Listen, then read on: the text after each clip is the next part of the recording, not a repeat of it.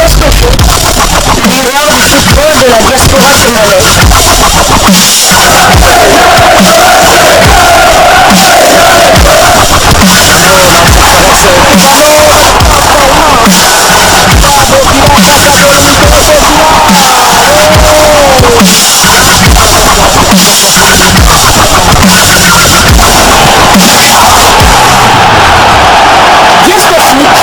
Le miroir du football de la diaspora congolaise.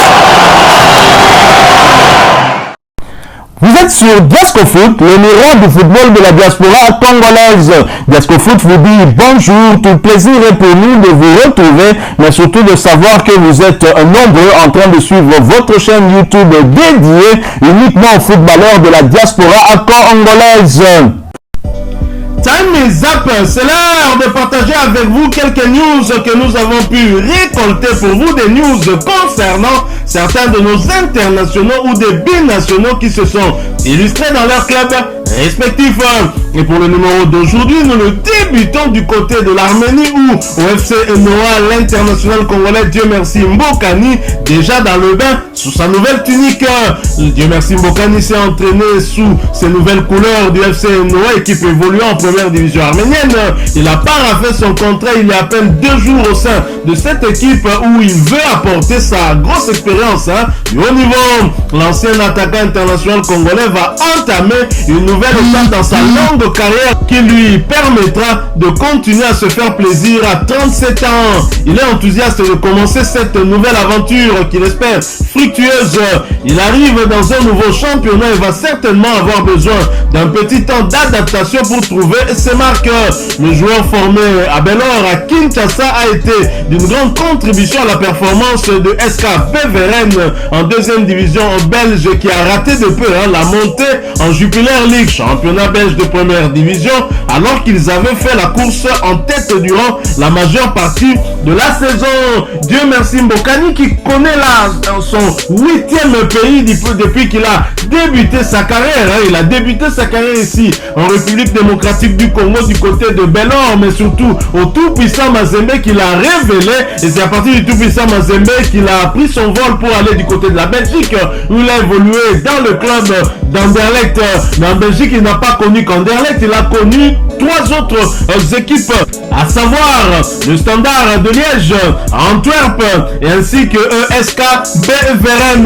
Dieu merci Mbokani est aussi allé en France du côté de l'AS Monaco, ensuite en Angleterre, en Allemagne, en Ukraine. Il est allé même au golf du côté du Koweït. Bonne chance à lui et nous espérons que cette saison sera aussi prolifique que l'a été la saison dernière. Alors nous quittons l'Arménie, nous allons cette fois du côté de la Turquie où l'on jouait les barrages de l'IFA Conference League.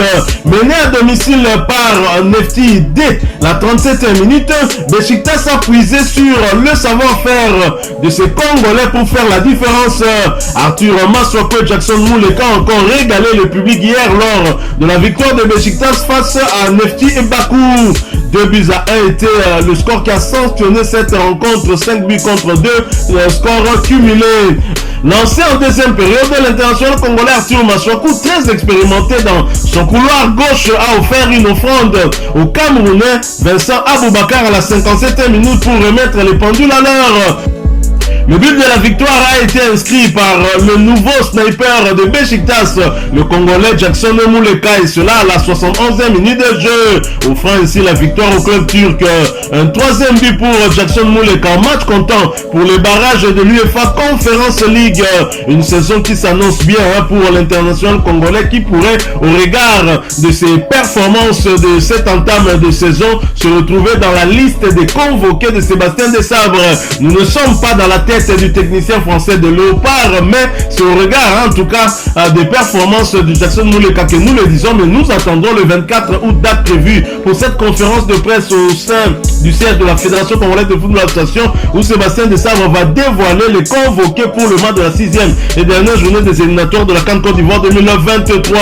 Alors pour ce match de Beşiktaş, signalons qu'au tour de barrage, le club turc va affronter Dynamo de Kiev, ancien club de Dieu merci Mbokani justement en Ukraine. Match allait prévu le 24 août, retour le 31 août 2023.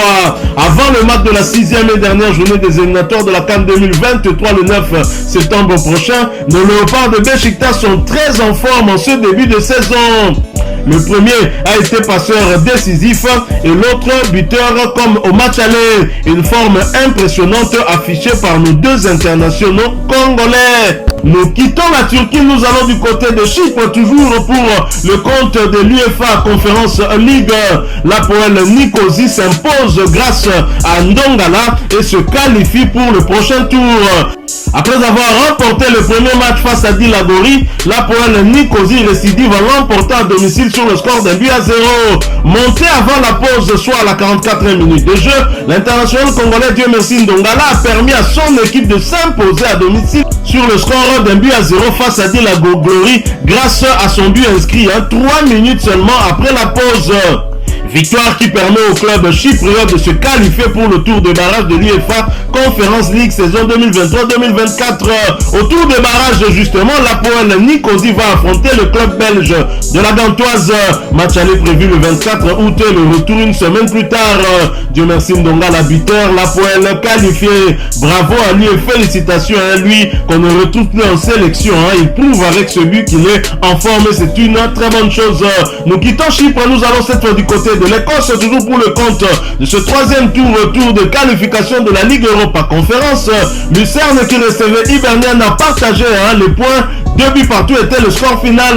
Le score du match aller était de 3 buts à 1 en faveur de Hibernian. Hibernian est donc qualifié pour les barrages.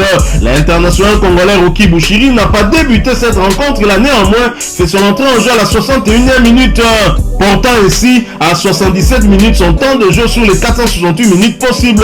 L'international congolais a participé à 2 des 5 matchs avec son club. Prochain rendez-vous pour Hibernian, ce sera pour le compte du deuxième tour de la Coupe de la Ligue d'Écosse et la réception de Leicester Rovers. Ce match est prévu pour le 20 août 2023 sur le coup de 14 heures de Kinshasa. Nous quittons l'Écosse, nous allons cette fois du côté de la Serbie où l'on jouait également le troisième retour de qualification de la Ligue Europa Conférence. Partizan Belgrade qui recevait Saba FC l'a battu sur le score de 2 buts à 0 après les prolongations. Le score du match aller était de 2 buts à 0 en faveur de Saba et c'est au tir au but que le Partizan Belgrade a arraché sa qualification. 5 tirs contre 4. L'international congolais Aldo Kalulu avait réussi son penalty. À noter qu'il était le troisième tireur de son équipe. Le Partizan Belgrade est donc qualifié pour les barrages et Aldo Kalulu qui n'a pas débuté ce match a fait son entrée en jeu à la 72e minute de jeu, portant ainsi à 179 minutes son temps de jeu sur les 499 possibles. Il a donc participé à 4 des 5 matchs avec son club. Le prochain rendez-vous pour Kalulu et Partizan Belgrade, ce sera pour le compte de la 4e journée du championnat serbe de première division, le déplacement sur le terrain de Radniki 1923. Ce match est prévu pour le dimanche 20 août 2023 sur le coup de 16h15 heure de Kinshasa. Nous quittons la Serbie, nous allons cette fois du côté de la Belgique, cette fois pour le compte de l'UEFA Europa League. Ça ne passe pas pour Genk de Joris Kayembe, relégué à l'UEFA Europa League après avoir été éliminé de la Champions League européenne. Genk de la Belgique avec l'international congolais Joris Kayembe a été éliminé hier jeudi 17 août 2023 par l'Olympiakos de Pirée en 5 classes. Cédric Bakambu, battu à l'extérieur 1 but à 0 en terre grecque lors de la manche allée du troisième tour de l'UEFA Europa League. Genk a pourtant réussi à ouvrir le score sur pénalty à la 30e minute par l'entremise de Pentil. 1 but à 0 score à la pause. Signalons que le club belge a raté à la 27e minute un premier penalty. Après le citron, le club belge de l'international congolais Joris Kayembe, qui était pourtant titulaire et qui a disputé toute la rencontre, a réussi à conserver son avance durant un bon moment, mais sur une erreur de concentration dans les arrêts de jeu, Alexandropoulos égalise pour l'Olympiakos, score final 1 but partout. Résultat nul, synonyme d'élimination pour les Belges. L'Olympiakos se qualifie pour le tour de barrage de l'UEFA Europa League. Nous quittons la Belgique et nous allons cette fois du côté de l'Italie pour parler mercato. Un accord a été trouvé pour Cyril Ngonge. D'après Di Marzio, Bologne et Vérone ont trouvé un accord pour l'attaquant Cyril Ngonge. Le transfert serait autour de 7 millions d'euros. Cyril Ngonge, pour rappel, est le fils d'un ancien international congolais, Michel Ngonge. Nous quittons l'Italie, nous allons cette fois du côté du Portugal pour continuer à parler troisième tour retour de la Ligue Europa Conférence. Brann, club de Norvège qui recevait Arouca, l'a battu sur le score de 3-1. Le score du match aller était de 2-1 en faveur de Arouca. Arouca est donc éliminé. L'international congolais André Boukia est resté sur le banc pour la deuxième fois consécutive. Son temps de jeu stagne à 25 minutes sur les 388 minutes possibles. Il n'a participé qu'à un des 4 matchs de son équipe. Prochain rendez-vous pour Arouca et Boukia, ce sera pour le compte de la deuxième journée de la Ligue Abouin, championnat portugais de première division. Le déplacement sur le terrain de Videla. Ce match est prévu pour le dimanche 20 août 2023 sous le coup de 20h30 heure de Kinshasa. Nous quittons le Portugal, nous allons cette fois du côté du Qatar en première division où Ben Malango était sauveur de son équipe. Qatar SCD l'entame. L'international congolais Ben Malango et son équipe de Qatar SC ont concédé le nul de 4 buts partout devant la formation d'Al Garafa, et cela en match comptant pour la journée inaugurale du championnat. L'attaquant international congolais a sauvé les siens du naufrage en égalisant dans les ultimes minutes de cette partie alors qu'il courait derrière le score qui était de 4-3, et cela sur une passe de Badr Benoun, le défenseur central international marocain. Les deux joueurs se connaissaient à merveille pour avoir évolué ensemble au Raja Club de Casablanca. Ben Malango n'a pas débuté ce match, il a fait son entrée en cours de jeu et se fait déjà remarquer, ce qui est une bonne chose sur le plan mental. Pour la deuxième journée, ils iront défier la formation d'Al Rayyan pour tenter d'accrocher un succès pour lancer leur saison. Nous quittons le Qatar, nous retournons sur le continent et nous allons en Tanzanie où l'on jouait de la première journée de la Ligue Kubara de la Tanzanie, championnat tanzanien de première division. Fabrice Ngoma Luamba et Jean Baleke, étincelant d'entrée avec Simba SC, se montrent déjà décisifs. Fabrice Ngoma Luamba et Jean Baleke ainsi que leur club de Simba SC se sont imposés devant la formation de Mtibwa Sugar en match comptant pour la première journée du championnat tanzanien. Mtibwa Sugar a été battu sur le score de 2-4 hier jeudi 17 août 2023 dans un match très ouvert en première période où 5 buts ont été inscrits. Simba SC a donc signé sa toute première victoire de la saison au championnat. Les internationaux congolais Jean-Otto Baleke et Fabrice Ngoma Luamba, titulaires du côté de Simba SC, ont ouvert leur compteur au but en inscrivant respectivement le premier et le troisième but de leur club à la 5e et 44e minute de jeu. C'est une très belle victoire pour les vice-champions tanzaniens qui sont auréolés de leur succès en Supercoupe face aux frères ennemis de Young Africans il y a quelques jours à peine. Sur un plan mental, c'est clairement une très bonne affaire pour l'ensemble de l'équipe, ce qui leur permet d'aller contester le titre à l'issue de la saison. Ils ont lancé un message très fort d'entrée. Blessé à l'épaule en demi-finale de la Community Shield de la Tanzanie face à Singida Fountain Gate, le défenseur central congolais Enoch Inonga Baka est toujours convalescent, sa blessure n'étant pas très grave. Il devrait revenir avant la fin de ce mois d'août. Prochain rendez-vous pour le Simba SC, ce sera pour le compte de la prochaine journée du championnat tanzanien le 20 août prochain à domicile face à Dodoma Jiji. Voilà, nous sommes arrivés à la fin de ce sujet. Si vous l'avez aimé, n'hésitez pas à nous laisser un maximum de j'aime. N'hésitez pas non plus à partager avec nous votre opinion. Si vous en avez une par rapport au sujet que nous venons de vous proposer, laissez-la nous à travers un commentaire.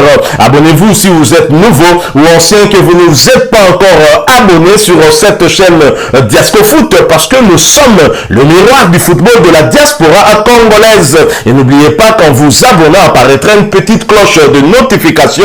Cliquez dessus pour ne plus rien manquer des prochaines vidéos que nous allons vous proposer. Encore une fois, merci à vous, avec espoir de vous retrouver très bientôt avec un autre sujet d'actualité. En attendant, portez-vous bien et Diasco Foot vous dit au revoir.